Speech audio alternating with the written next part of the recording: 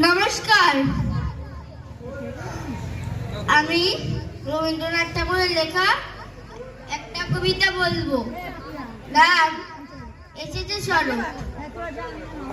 এসেছে শরৎ, হিমের পরশ লেগেছে হাবার পরে, সকাল বেলায় ঘাসের আগায় শিশির রেখা ধরে, আমবগি বন কাঁপে যেন তার বুক করে দুরু দুরু, পেয়েছে খবর পাতা খসানোর সময় হয়েছে শুরু, শিউলির ডালে কুড়ি পড়ে এলো, টগর ফুটিল মেলা, মালতী লতায় খোঁজ নিয়ে যায় মৌমাছির দুই বেলা, গগনে গগনে বর্ষণ শেষে মেঘেরা ফেলছে ছাড়া, বাতাসে বাতাসে ফেরে ভেসে ভেসে নাই কোনো কাজে তারা, দিঘি ভরা জল করে ঢল ঢল নানা ফুল ধারে ধারে, কচি ধান গাছে ক্ষেত ভরে আছে নানা দুলা দেয় তারে, যেদিকে তাকাই সোনার আলোয় দেখেছে ছুটির ছবি, পূজার ফুলে বনে ওঠে ওই পূজার দিনের রবি। নমস্কার।